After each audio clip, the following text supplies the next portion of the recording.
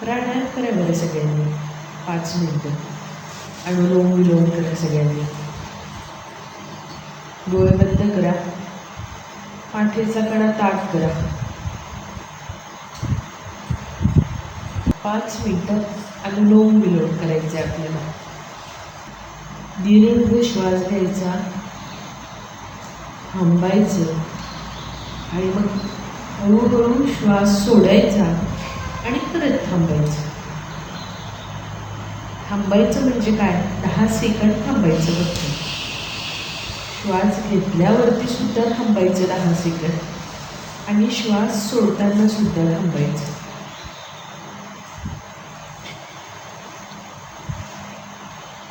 प्राणायाम हा शरीराला अत्यंत आवश्यक आहे. आजच्या काळासाठी तर फारच जास्त. तुम्ही जे सगळे आजार म्हणतायत ना, हे सगळे आजार एकतर सगळ्या गोष्टी या मानसिक आहेत. मनुष्याला आजार येणं हे मानसिकतेचे विकार आहेत सगळे. आजार सगळ्यात पहिले मनाला लागतो आणि त्याच्यानंतर हा आपल्या शरीराला जळतो. असं मी म्हणत नाही, असं शास्त्रज्ञ सुद्धा सांगतात. शास्त्र सांगतं हेच वेगळं, पण आता वैज्ञानिक युगात शास्त्रज्ञ सुद्धा सांगायला लागले की आजारपण हे शरीराला पहिले येत नाही, ते पहिले मनाला जळतं आणि त्याच्यानंतर मग मात्र शरीराला येतं. जेही काही आजारपण आहेत हे मनापासून जर सुरुवात होत असेल तर मनाला सगळ्यात पूरक आहार म्हणजे प्राणायाम. कारण मन नावाची गोष्ट आपल्या शरीरामध्ये कुठेही नाही. मग मनाला चांगलं ठेवायचं असेल तर हृदयाला आणि आपल्या बुद्धीला बळकट करावं लागेल, नाही का? आणि त्यांना जर बळकट केलं, तुमचा प्राणायाम चालू राहायला पाहिजे. मी ज्यावेळेस म्हणेल थांबायचे त्यावेळेस प्राणायाम थांबवायचा. आता चालू राहू द्या. मी योग्य वेळ आली की थांबवते. डोळे बंद ठेवायचे. आपण प्राणायाम का करतोय त्याच्यासाठी मी सांगतेय. तर बुद्धीला बळकट कसं ठेवता येईल, बुद्धीला मजबूत कसं करता येईल, बुद्धीची रोगप्रतिकार शक्ती कशी वाढवता येईल. तर बुद्धीला पूरक आहार म्हणजे तुम्ही घेणारा श्वास, ऑक्सिजन. तुमच्या शरीरामध्ये श्वसन प्रक्रिया जेवढी चांगली असेल, जेवढी बळकट असेल, तेवढी तुमचा मेंदू व्यवस्थितरित्या काम करतो आणि संपूर्ण शरीराला चालवण्याचं, नियंत्रण ठेवण्याचं कार्य हे आपल्या मेंदूच आहे. तर मला सांगा, रोज प्राणायाम केला आणि श्वसन प्रक्रिया बळकट झाली आणि त्याने मेंदू उत्तमरित्या काम करायला लागला, तर मन सुद्धा प्रफुल्लित राहतं. मनामध्ये कुठलेही निरनिराळे विचार येण्यास थांबा देण्याचं काम सुद्धा एका प्रकारे प्राणायाम करतो. असंख्य वेगवेगळ्या गोष्टींना आपण आजच्या जगात मनात खेळतोय. निरनिराळ्या गोष्टी असतात आपल्या मनात चालू. बऱ्याचदा असं वाटतं या गोष्टींना थांबावं, पण थांबत नाही. थांबतं का? नाही थांबत. मग याला कुठेतरी थांबाई असेल ना. मनाच्या असंख्य प्रश्नांच्या गर्दीमध्ये यांना थांबा असेल की नाही कुठेतरी. तर ह्याला सुरुवात करायची असते ही प्राणायामाने. शास्त्रात सुद्धा ज्यावेळेस तुम्ही वैदिक पूजा करायला लागता त्यावेळेस आचमन झाल्यानंतर आणि अर्पण केल्यानंतर तुम्हाला ब्राह्मण सांगतो की प्राणायाम करा. आताच्या ब्राह्मणाला वेळ नसल्यामुळे तो अगदीच काहीतरी खेळ खेळल्यासारखा एक दोन वेळा करायला लावतो आणि म्हणतो चला पुढचा विधी आटपवा. पण सगळ्यात जास्त महत्वाचा त्या विधीमध्ये भाग कुठला असेल तर तो म्हणजे प्राणायाम. प्राणायाम का करायला लावतं? ज्या वेळेस तुम्ही पूजेला बसता त्यावेळेस तुमची जी काही मानसिकता असते ही मानसिकता अधिक बळकट व्हावी. कारण काय आहे, सगळ्या मेंदूचा खेळ आहे आणि दुसरी गोष्ट मनाचा खेळ आहे.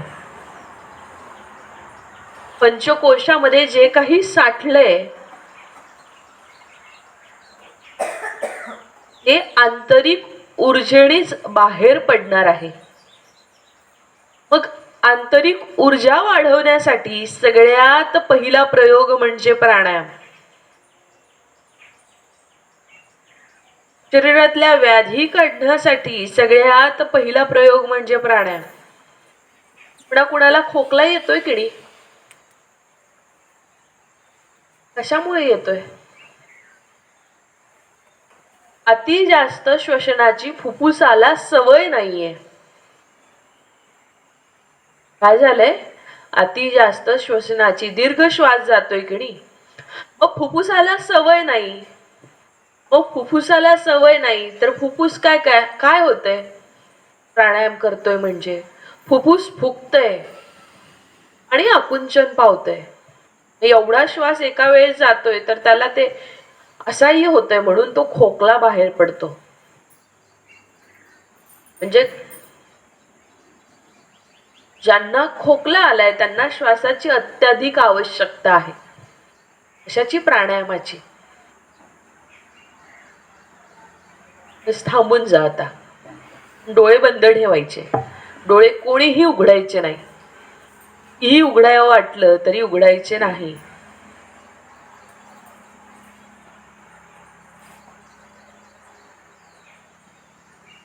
कारण हा डोळ्यांचं सुद्धा फार महत्वाचं काम आहे.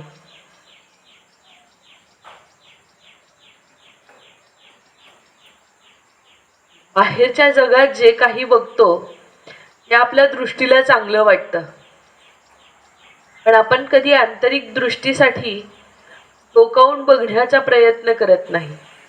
कारण आंतरिक दृष्टीसाठी डोळे बंद ठेवावे लागतात. आंतरिक जग पण आपल्या दृष्टीनेच दिसतं ना. पण तिथे चक्षु नेत्र लागतात. तिथे साधे नेत्र चालून असून कामात नाही. जेव्हा चक्षु नेत्र उघडतात, नेत्र तर सगळ्यांना आहे, डोळे आहेत ना सगळ्यांना. बऱ्याच जणांना आता काय सत्संग सांगायचा म्हणजे काही थोडक्या लोकांसाठी सांगते, कारण प्रत्येक जण तर त्याचा अवलंबच करत नाही. फक्त कानाला गोड वाटतं म्हणून ऐकायचं आणि त्याच्यानंतर ते सोडून द्यायचं. अशा सत्संगाचा उपयोग खऱ्या अर्थानं होत नाही. सत्संग ऐकून त्याचा अवलंब झाला पाहिजे.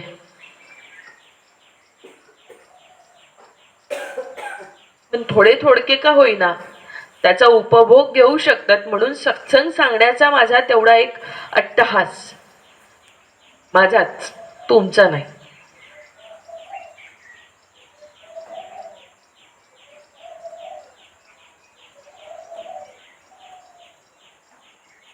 बऱ्याच जणांना बऱ्याच वेळा प्रश्न पडतो की गुरु कसा ओळखावा, गुरु काय आहे, गुरुचं मत कसं असावं, गुरु कसा असला पाहिजे, माझा गुरु हा आहे की तो आहे हे मला कसं कळावं. नाही, दत्तांनी 24 गुरु केले हे खरंय, पण मला माझा एकच गुरु सापडत नाहीये. हे की नाही वस्तुस्थिती आहे की नाही मनुष्याची. आणि कधी कधी सगळं सापडूनही मला वळत नाही की नेमकं काय भेटतंय. खरंच हेच आहे का की अजून काही आहे.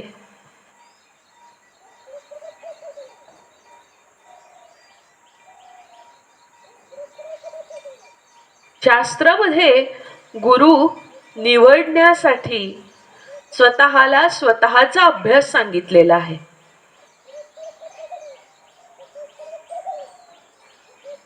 बऱ्याचदा भेटूनही त्याला अंगीकारता येत नाही. सध्याच्या प्रत्येक व्यक्तीमध्ये अहंकार जो आहे तो अतिशय ठासून भरलाय. त्याला वाटतं मी मोठा, त्याला वाटतं मी मोठा, त्याला वाटतं मी मोठा. आणि अहंकारी पुरुष हा कधीच पुढे जाऊ शकत नाही.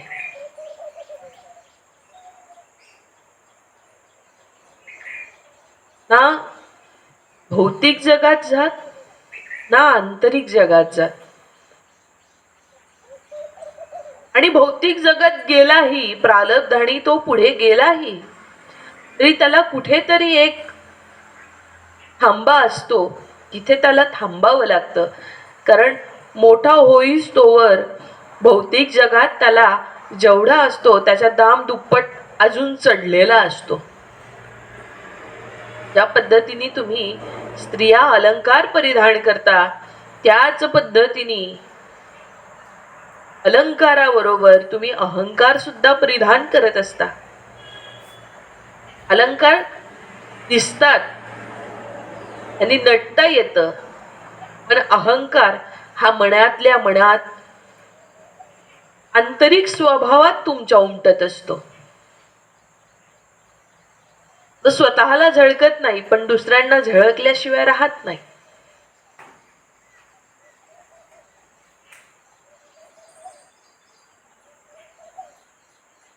अहंकार येतो तरी कशाला आणि आणायचा तरी कशाला. बघा, पूर्वी तरी आयुष्य मोठं आहे असं म्हणता यायचं. 100 वर्षाचं आहे, 80 वर्षाचं आहे असं म्हणता यायचं. पण आत्ताच्या आयुष्याची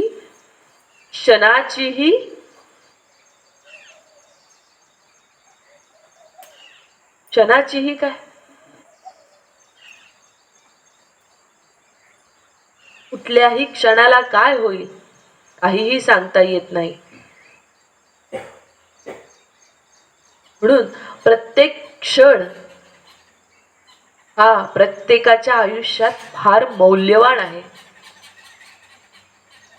अशा वेळेस अहंकार, गर्व, मोह या सगळ्या याच्यात का तुम्ही गुरफटलात तर कुठलंही जग तुम्हाला सुखी ठेवू शकत नाही. कारण हे सगळं वाढणार आहे आणि याची वाढ होणे म्हणजे तुमचा ऱ्हास होणे. या गोष्टींची वाढ होणे म्हणजे तुमच्या स्वतःचा ऱ्हास होणे. तुम्ही स्वतःला संपवत चाललेले आहात.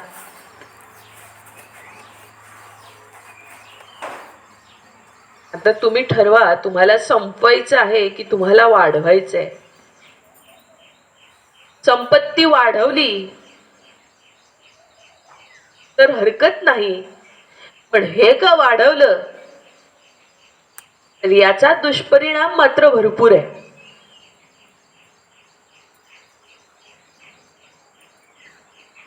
सांगायचं तात्पर्य हे की शास्त्रामध्ये गुरु कसा निवडावा हे स्वतः सांगितलेलं आहे.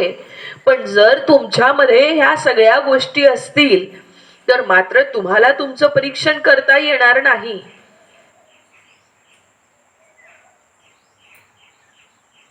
दृष्टी सिद्ध दर्शनम म्हणतात. शास्त्र काय सांगतं की स्वतःच्या दृष्टीने स्वतः सिद्ध होऊन त्याच्या आत्म्यामध्ये दर्शन घ्या. दृष्टी सिद्ध दर्शनम.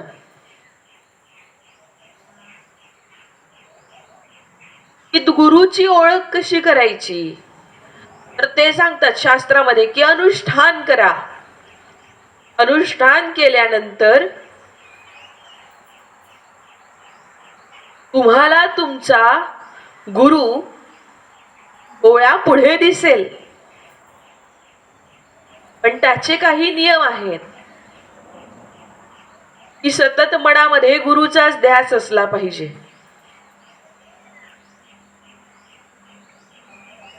जर अहंकार आणि गर्व आणि मोह असेल तर त्याचा ध्यास न राहता स्वतःच श्रेष्ठत्व 10 वेळा मनामध्ये येईल.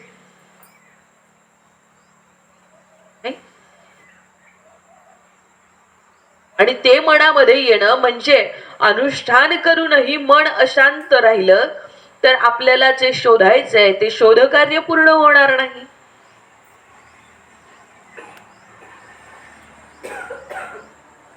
गुरुची नितांत आवश्यकता आहे. माणसाला चालता बोलता गुरु हा असावाच. वर्गात गेल्यावर बाई नसेल तर बाई शिवाय शिक्षण शिकता येणार नाही विद्यार्थ्यांना.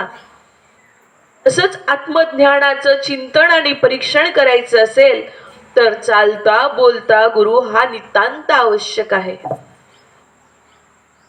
नामदेवाची गोष्ट सगळ्यांना माहिती असेल ना.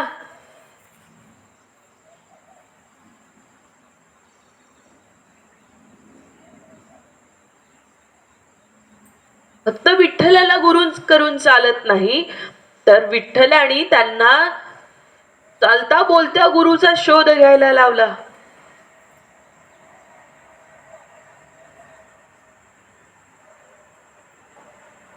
जर संतांना चालत्या बोलत्या गुरुची गरज आहे तर तुमच्या सारख्यांना अत्यंत गरज आहे. काय काय वाढवायचंय आणि काय काय कमी करायचं आहे हे तुमचं तुम्ही ठरवायचं. शास्त्र सांगतं 21 दिवसाचं अनुष्ठान करा. त्याच्यामध्ये बीज मंत्राचा जप करा. जप करताना निदान 3 ते 4 तास आसनावरती बसा आणि 3-4 तास आसनावरती जप करत असताना फक्त गुरुचा शोध घ्या आणि त्याला सांगा की मला तुझं दर्शन घ्यायचं आहे. तुमच्या पुढे 21व्या दिवशी साक्षात तुमच्या गुरूंचा पूर्ण चेहरा उमटलेला असेल. त्याला म्हणतात दृष्टी सिद्ध दर्शनम, की आपल्याच दृष्टीने सिद्ध करून आपल्याला ते दर्शन घ्यायचं आहे आणि त्याच्यानंतर आपल्या गुरुच्या मार्गावरती गुरूंनी सांगितलेल्या मार्गाचा आपल्या जीवनामध्ये आचरण करायचं आहे.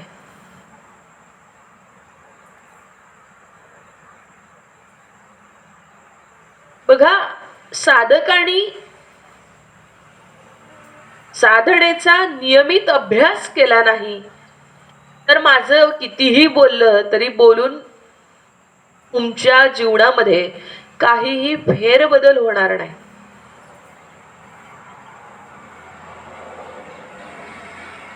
थोर पुढारी बनण्यापेक्षा स्वतःमध्ये महान बना. अहंकारी बनण्यापेक्षा स्वतःमध्ये लहान बना. लहान मुलांना अहंकार असतो का? नाही. असं लहान बनता आलं पाहिजे. जोपर्यंत तुमचा कुणी सल्ला मागत नाही तोपर्यंत सल्ला देऊ नका, कारण प्रत्येकाच्या सल्ल्याला सुद्धा किंमत असते आणि प्रत्येक वेळेस वायफळ सल्ले देत गेलो तर आपल्या शब्दाला किंमत उरत नाही. सल्लागार समिती असते की नाही? असते ना, माहिती आहे ना? ती कशासाठी नेमणूक केली जाते त्याची? तुम्ही गेल्यावरती तुम्ही तिथे सल्ला विचारता आणि ते सल्ला देतात, त्याला सल्लागार समिती म्हणते. त्याच पद्धतीने आपल्या जीवनात त्याचं आचरण झालं पाहिजे, कारण आपला सल्ला हा मौल्यवान असला पाहिजे.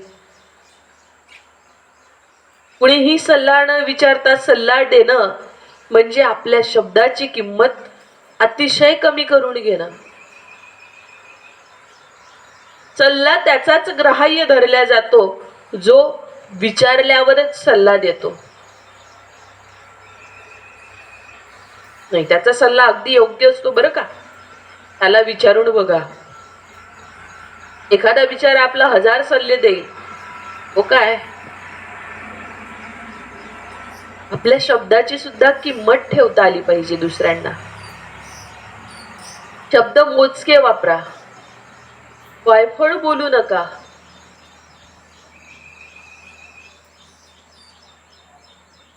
कारण बोलण्यात सुद्धा काही अर्थ नाही. खूप बोलले म्हणजे शरीरातली ऊर्जा खर्ची करणे. आणि सध्याच तरी शरीराला जपणं ही काळाची नितांत गरज आहे. येणारा काळ महाभयंकर आहे. पंजाब, काश्मीर, हिमाचल, इतर काही देशात अतिशय वाईट परिस्थिती आहे.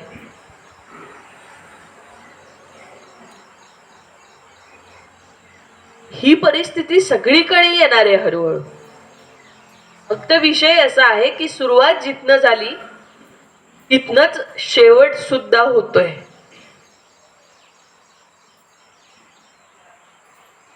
ज्या भागातून सुरुवात झाली ब्रह्मांडाची त्याच भागातनं शेवट व्हायला ही सुरुवात झाली आहे.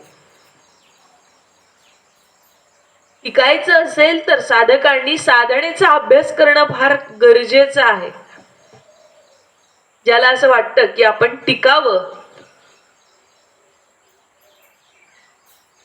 दवाखान्यातल्या औषधापेक्षा मनाचं औषध घेणं फार गरजेचं आहे. दवाखान्यातल्या औषधाने काहीही होत नाहीये. दवाखान्यातल्या औषधाने फक्त रोग प्रतिकार शक्ती कमी करतायत आणि नवीन व्याधी वाढतायत.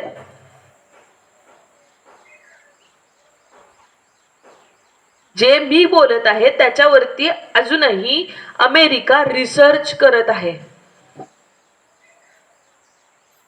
आणि आत्ताच काही दिवसांपूर्वी एक रिसर्च आलं वैज्ञानिकांचं.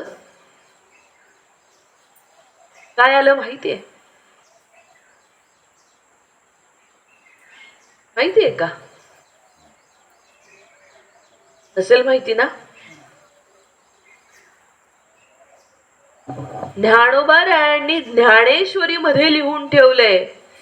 16 संस्कारामध्ये अन्न संस्कार सांगितलंय. माहितीये ना? अन्न संस्कार सांगितलंय. पूर्वीचे लोक जेवताना आणि पाणी पितांनी मुकाट्यानी जेवायचे. पाणी पितांनी शांत चित्ताने पाणी प्यायचे. पाण्याच्या गळूत तुळशीचं पान घालायचे. आंब्याच्या गळूतच पाणी प्यायचे. पाणी पितांनी उघडू बसायचे, उकडू बसायचे. माहितीये ना? 2 पायावरती. शेतातून आलेला माणूस धोत्र्याचा पंजा वरती केला की 2 पायावरती पहिले बसायचा आणि आंब्याभर पाणी तसा प्यायचा. प्यायचा ना? प्यायचा की नाही? आणि आता तुमच्या अमेरिकेने सिद्ध केलंय की भारतामध्ये जी काही संस्कृती होती ती जर आता आपण अवलंबली जेवणाची आणि पाण्याची तर तुम्हाला 80% विकार हे होणार नाहीत. मग त्यांनी काय केलं? जेवण ठेवलं आणि पाणी ठेवलं. एका जेवणावरती त्यांनी बडबड केली आणि ते अन्न तसंच ठेवलं. आणि एका अन्नावरती त्यांनी मंत्र म्हटले. वैदिक पद्धतीने किंवा शास्त्रोक्त पद्धतीने त्यांनी मंत्र उच्चार केलेत आणि ते अन्न एका बाजूला ठेवलं.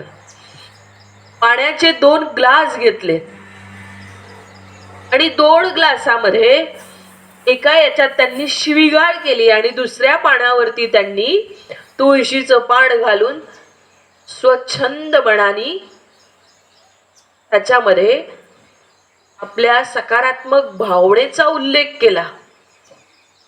तुम्हाला माहितीये काय झालं? जे मंत्रोक्त पद्धतीने अन्न ठेवलं होतं ते 2 दिवस तसंच राहिलं आणि जे दुसरं अन्न होतं ते फक्त दुपारच्या वेळी कुजल्यासारखं झालं. कुजल्यासारखं म्हणजे शिळ होणं, नाही, पोळी वातळी होऊन जाणं. आणि मग त्यांनी पाण्यामधले मॉलिक्युल्स चेक केले की याच्यामध्ये काय बदल झाले. तर ज्या पाण्याच्या मध्ये शिवीगाळ केली ते अक्षरशः फुटकळलेले होते आणि ज्यांच्यामध्ये त्यांनी मंत्र उच्चार केलेत त्यांच्यामध्ये जे मॉलिक्युल्स तयार झाले होते ते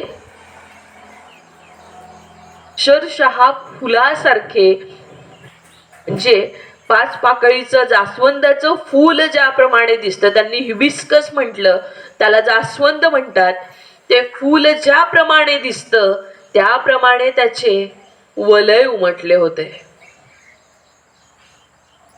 आणि तुम्हाला शास्त्रामध्ये अन्न संस्कार किती आधी शिकवलाय, लाज वाटते मला. आणि खरं भारताची शोकांतिका आहे ही की ज्या गोष्टींचं आचरण आपण करायला पाहिजे त्या गोष्टींचं आचरण न करता कुठला तरी तंबाखू आणि कुठला तरी गुटखा आणि कुठली तरी बियर प्यायची आणि आयुष्यात सगळ्या गोष्टी सांगूनही त्याचं आचरण न करणं ही खरोखरच शोकांतिका आहे. आणि सगळ्यांसाठी आहे. खाणाऱ्यांचं नावच सोडा, पण सगळ्यांसाठी आहे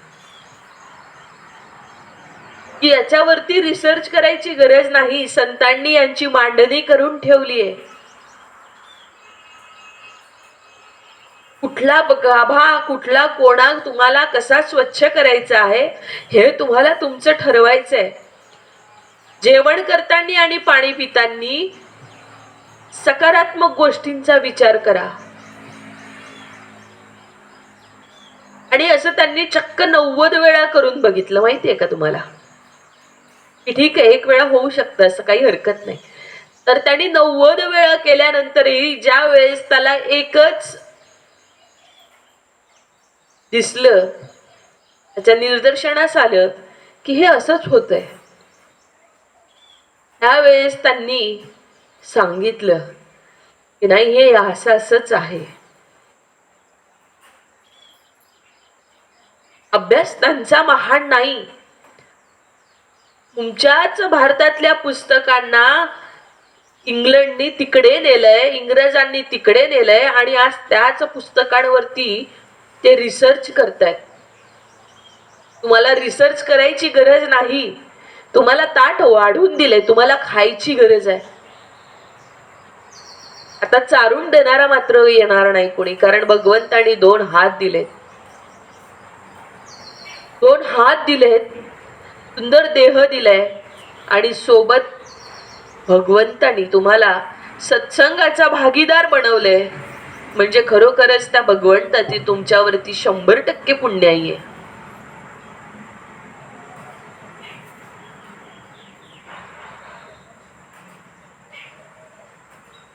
स्वतःला बदलायसाठी स्वतःला वेळ द्यावा लागेल.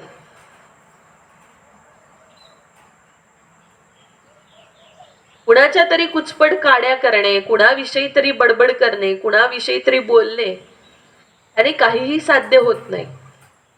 त्याचे तुम्ही प्रारब्ध कमी करतायत.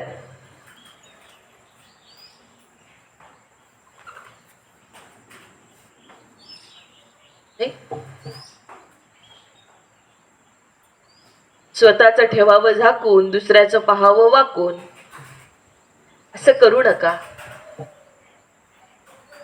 आणि बायांना हा विषय न समजण्यासारखा आहे, कारण बाया या न सुधारणाऱ्या आहेत आणि काही काही तर अशा असतात की त्यांना सुधारायचंच नसतं, त्यांच्यासाठी सत्संग सुद्धा नसतो.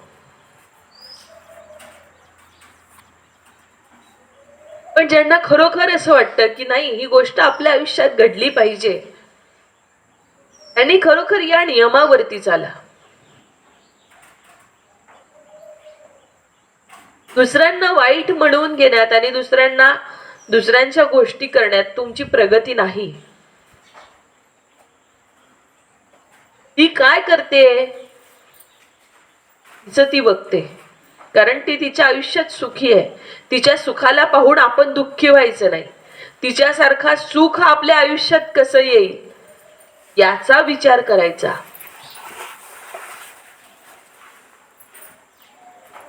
जर तिचं सुख पाहून आपल्याला दुःख होत असेल तर त्या मनाला सांगायचं की तू दुःखी होऊ नकोस.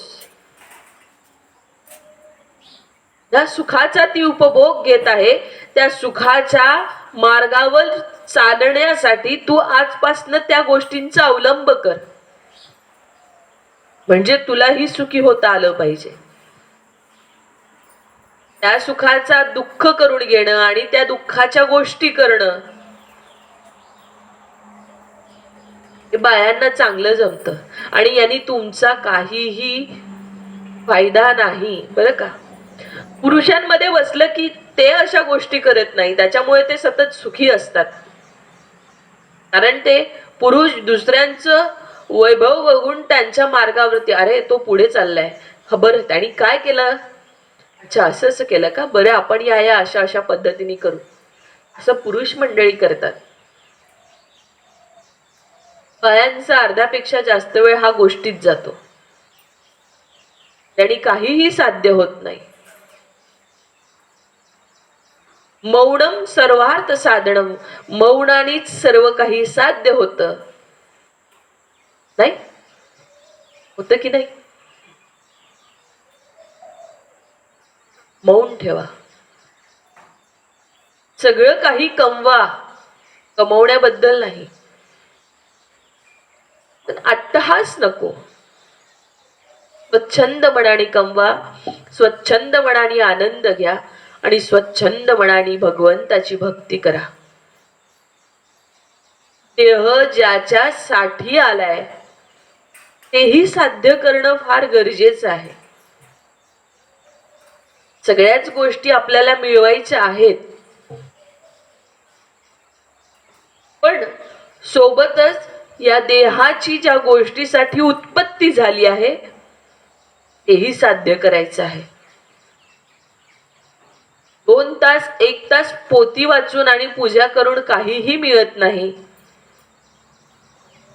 दिवसभर मनामध्ये भगवंताचं नामस्मरण आणि चांगले विचार गुंजले पाहिजे, तर भगवंत हा आपल्या सोबत 100% हजेरी लावेल.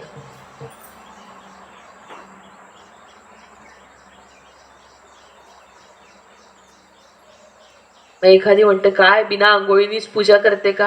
हो, बिना आंघोळीची सुद्धा पूजा शास्त्रात चालते, पण मन गढूळ असून चालत नाही. मनाला स्वच्छ ठेवावं लागतं.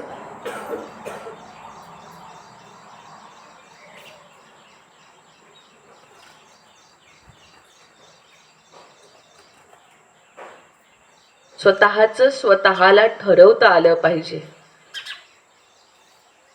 काळ खूप भयानक आहे, अजूनही तुम्ही अंशही बघितलेला नाही.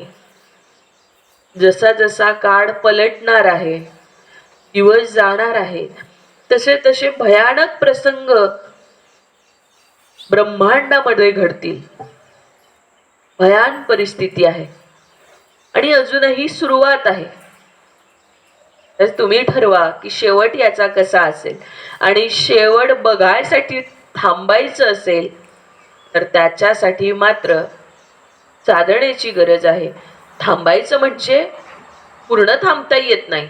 सरल्यावरती सगळ्यांना जायचं आहेच, संपलं की निघायचं आहेच, पण परत ज्या वेळेस येऊ त्यावेळेस आपण पहिल्या वर्गात न राहता आपण निदान नाही तर 10व्या वर्गात तरी असलं पाहिजे. कोणी आपलं डिग्रीचं शिक्षण तरी घेता आलं पाहिजे कुणाला, नाही काही तर कुणाला PhD मध्ये तरी उतरता आलं पाहिजे. एवढी तरी तयारी आतापासून करून ठेवा, म्हणजे परत जन्माला यायचंय हे तर निश्चित आहे.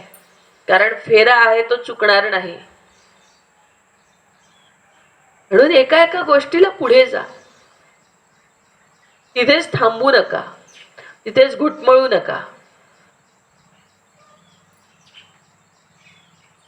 कुणाच्या गोष्टीत काहीही पडलेलं नाहीये. त्याचा आनंद 5 मिनिटं तुम्हाला मिळणार आहे, पण त्याच्यामध्ये तुम्ही बरंच काही गमावून बसणार आहात. स्वतःचा आनंद घ्या आणि स्वतः घ्या. पटतंय का?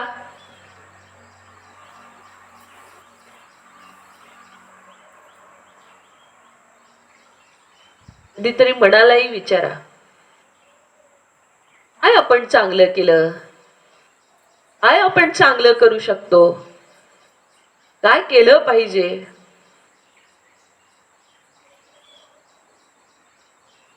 काय केलं म्हणजे आपली प्रगती होईल.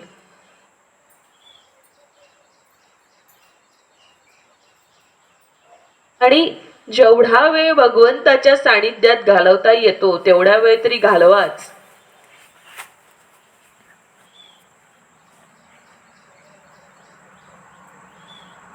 हे असं म्हणत नाही कामधंदा करून भगवंताला वेळ देता येतो, फक्त तो देता आला पाहिजे.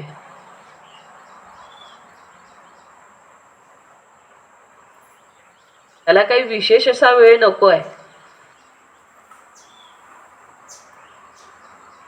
फक्त आपल्यातले अवगुण दूर करा, म्हणजे ब्रह्मलीन तर होता येणार नाही एवढ्या सहजासहजी, पण त्या मार्गाचा अवलंब करून तेही आपल्याला बघता आलं पाहिजे.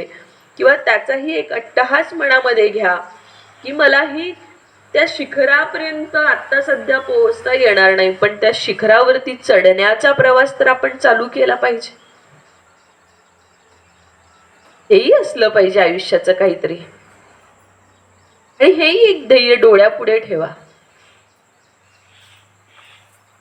प्रत्येकाने प्रत्येकाचा गुरु शोधा आणि गुरु करा आयुष्यात. गुरु करणं फार महत्वाचे. गुरु विन न हो, काय म्हणतात, गुरु विन न होय ज्ञान, न होय विश्वाची जाण. गुरु विन न होय स्वतःची ओळख, स्वतःची पारख. गुरु विन न होय आत्मज्ञान, गुरु विन न जाणे आत्म उन्नती सहस्त्र दरबार. गुरु विना काहीही जाणता येत नाही. गुरु विना आत्म्याचा जो काही सहस्त्र बिंदूचा दरबार आहे तोही तुम्हाला कळणार नाही. म्हणजे गुरु प्रत्येक मार्गात, भौतिक जगातही जसा गुरु महत्वाचा आहे. भौतिक जग शिकण्यासाठीच तुम्हाला शाळेत पाठवतात की नाही आई वडील. जा, पहिल्या वर्गात जा, दुसऱ्या वर्गात जा. भौतिक जगाची उन्नती करण्यासाठीच पाठवतात शाळेत. तिथे गुरु शिकवतात म्हणून शिकल्या जातं. तसंच आंतरिक जगात सुद्धा गुरुची नितांत आवश्यकता आहे आणि तो तुम्ही केलाच पाहिजे. ज्या वेळेस एखाद्या गुरुवरती शिष्याची जबाबदारी येते त्यावेळेस गुरु अजून सखोल गूढ अभ्यास करत जातो. त्याची परिपक्वता तर वाढते, सोबतच आपल्या त्याच्या विद्यार्थ्याची सुद्धा तो फेर तपासणी करत असतो, कारण त्याच्यावरती ती जबाबदारी आलेली असते. ठीक आहे. ओम शिवशक्ती ब्रह्मस्वरूपाय